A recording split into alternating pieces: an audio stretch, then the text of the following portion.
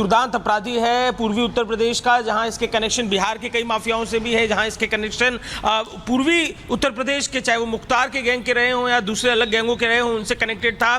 कई सारे मामले हत्याओं से लेकर पुलिस की ऊपर जिस तरीके से हत्या थी वो भी है, और इसके अलावा कई लूटमार के और इसके अलावा अपहरण से जुड़े कई सारे मामले इस व्यक्ति से जुड़े हैं। एसटीएफ की टीम शाही के नेतृत्व में ये पश्चिमी उत्तर प्रदेश में कार्रवाई की गई है।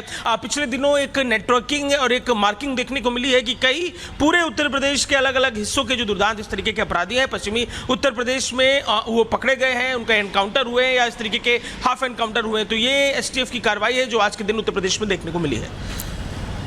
देखिए, मन्ना हत्याकांड के गवाह की हत्या का आरोपी और ऐसे 40 से ज्यादा केसेस बताए जा रहे हैं अजय जो बदमाश पर फिलहाल थे, और किस तरह से इसकी संपत्ति अब कुर्क की जाएगी इसकी कोई जानकारी मिल पाई है?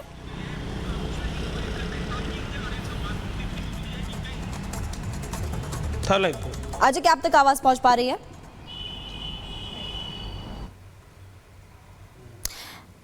लौटेंगे अजय के पास। 1 लाख का इनामी बदमाश ढेर और 40 केसेस दर्ज थे, दर्जनों केसेस दर्ज थे। मुख्तार का शूटर था ये, और ये भी आपको बता रहे हैं कि स्पेशल टास्क फोर्स यानी कि एसटीएफ को बड़ी कामयाबी यहां पर मिली है मुठभेड़ में पंकज यादव ढेर। और लगातार हम देख रहे हैं कि उत्तर प्रदेश के मुख्यमंत्री योगी आदित्यनाथ, योगी सरकार जब से सत्ता में आई है तब से कानून व्यवस्था उत्तर प्रदेश में बेहतर हुई है, और अब अपराधी कांपते हैं, डरते हैं, और लगातार अपराधियों पर भी हम लगातार देख रहे हैं कि एक्शन लिया जा रहा है। और एक और तस्वीर आपको दिखाते हैं। ओलंपिक में भारत का नाम बढ़ाने वाली, भारत का मान बढ़ाने वाली मनु भाकर जो कि वापस लौट चुकी हैं।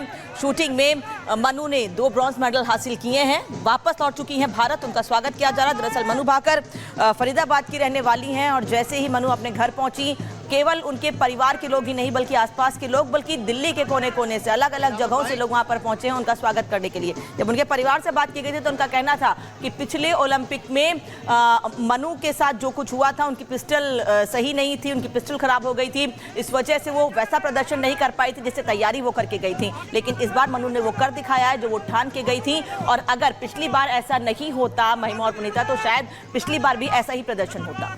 बिल्कुल, जो प्रदर्शन मनु भाकर ने दिखाया है उसकी चर्चाएं हर ओर। और देखिए, मनु भाकर ने इतिहास इसलिए भी रचा है क्योंकि पहली खिलाड़ी हैं ओलंपिक में जिन्होंने पहला मेडल देश के नाम ब्रॉन्ज मेडल पर कब्जा किया है, और शूटिंग में ये ब्रॉन्ज मेडल आया है, ना सिर्फ पहला जबकि दूसरे में भी, यानी कि 2 मेडल मनु ने भारत के नाम किया है। हालांकि अगर हम पिछले ओलंपिक की बात करें तो काफी निराश हुई थी क्योंकि जिस तरीके से उनके हाथ निराशा लगी थी, लेकिन इसके बावजूद भी, क्योंकि एक वक्त ऐसा भी आया था मनु भाकर की जिंदगी में जब वो कहीं ना कहीं टूट गई थी, हिम्मत हार गई थी, लेकिन परिवार वालों ने जिस तरीके से मनोबल बढ़ाया उसी का नतीजा ये निकलकर सामने आया कि मनु भाकर जो पेरिस ओलंपिक हो रहा है उसमें ना सिर्फ मेडल की शुरुआत उन्होंने की बल्कि 2 मेडल भारत की झोली में डाले हैं। और यही वजह है कि जिस तरीके से भारत को गर्व करने का मौका मनु भाकर ने दिया है, जब वो दिल्ली एयरपोर्ट अभी पहुंच रही हैं तो किस तरीके से उनका भव्य स्वागत हो रहा है, ये तस्वीर लगातार हम आप तक पहुंचा भी रहे हैं। तो मेडलिस्ट मनु भाकर आज पहुंच चुकी हैं भारत, और जोरदार स्वागत। और देखिए, तमाम जो उनके चाहने वाले हैं वो इस वक्त उनका इंतजार कर रहे थे कि आखिर मनु भाकर कब भारत लौटेंगी, कब उन्हें जो है बधाइयां दी जाएगी। और जैसे ही ये खबर मिली कि मनु भाकर जो है दिल्ली एयरपोर्ट पहुंचने वाली, इसके बाद जो है लोगों का तांता वहां पर लग गया है, उनसे मुलाकात करने का, बधाइयों का सिलसिला लगातार जारी है। जब पहला मेडल मनु भाकर ने जीता था तो प्रधानमंत्री नरेंद्र मोदी ने भी उनसे बातचीत की थी, बधाई दी थी, और उसके बाद दूसरे मेडल पर भी उन्होंने कब्जा किया। और शूटिंग में देखिए 3 मेडल इस बार आए हैं, जिसमें से 2 मेडल मनु भाकर ने भारत को दिया है। और यही वजह है कि मनु भाकर आज जब दिल्ली एयरपोर्ट पहुंची हैं तो उनके चाहने वालों का तांता लगा हुआ है, हर कोई उन्हें बधाइयां देना चाहता है। और जब से मनु भाकर ने मेडल जीते हैं, लगातार उनके पास, उनके परिवार के पास जो है वो बधाइयों के सिलसिले के लिए फोन जो है लगातार आ रहे हैं।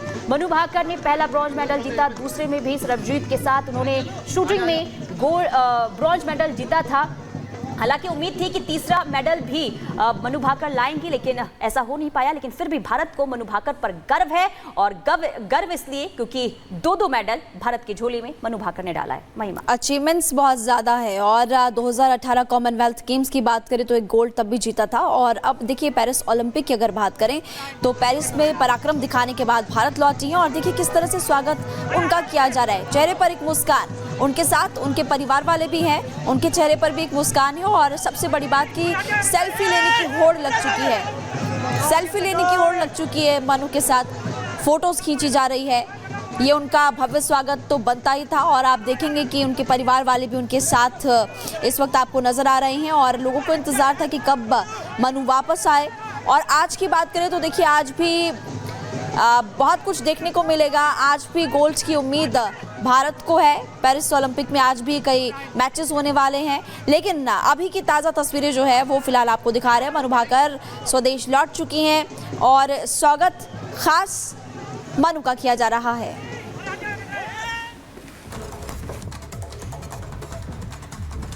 और इन तस्वीरों को देखकर आप समझ सकते हैं कि भारत में जो लोग लगातार परफॉर्म कर रहे हैं उन लोगों के स्वागत के लिए, हालांकि साथ ही वो लोग जिन्होंने कड़ी मेहनत की और किसी वजह से मेडल से चूक गए हैं उनके स्वागत के लिए भारत के लोग पूरी तरह से तैयार हैं। और केवल क्रिकेट ही नहीं बल्कि अब तमाम स्पोर्ट्स को भी भारत के लोग उसी तरीके से दोनों बाहें फैलाकर स्वागत कर रहे हैं, उन खिलाड़ियों का, उन स्पोर्ट्स का भी जिनमें लगातार खिलाड़ी मेहनत कर रहे हैं और आगे बढ़ रहे हैं। और खुद प्रधानमंत्री नरेंद्र मोदी ये कहते रहे हैं कि खिलाड़ी कुछ करना चाहते हैं, खिलाड़ी अगर आगे बढ़ना चाहते हैं तो सरकार लगातार उनके साथ है।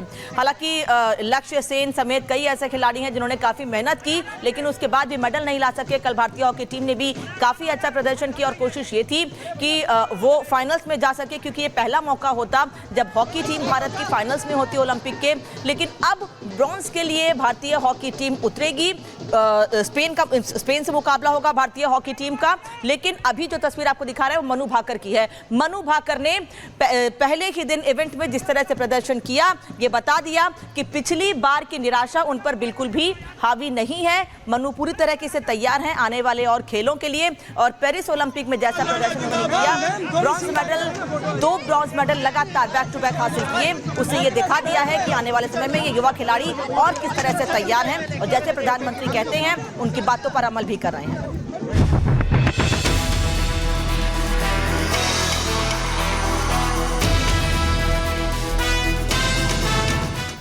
ओलंपिक कुश्ती में भारत का दम। कुश्ती फाइनल में पहुंची फोगाट। दुनिया के मंच पर दिखाया दम। विनेश के दांव से दुनिया चित। इसे कहते हैं दबदबा, इसे कहते हैं काम से जवाब देने का सलीका। ओलंपिक कुश्ती के फाइनल में पहुंचकर विनेश फोगाट ने अपने आलोचकों का मुंह बंद करा दिया। दुनिया के मंच पर और खासकर ओलंपिक फाइनल में पहुंचने वाली वो पहली भारतीय महिला पहलवान हैं। फाइनल में पहुंचकर विनेश ने सिल्वर तो पक्का कर लिया है, लेकिन देश को विनेश से गोल्ड की आस है। अब तक पेरिस ओलंपिक में भारत ने 3 कांस्य पदक जीते हैं और तीनों ही निशानेबाजी में मिले हैं। अब विनेश फोगाट ने ओलंपिक में सोने की उम्मीद जगाई है। विनेश फोगाट ने पेरिस ओलंपिक 2024 में इतिहास रच दिया है। उन्होंने महिलाओं की 50 किलोग्राम कैटेगरी के सेमीफाइनल में क्यूबा की पहलवान यूसेनेई इलिस गुजमैन को हराकर फाइनल में जगह बनाई। विनेश की जीत से देश गदगद है।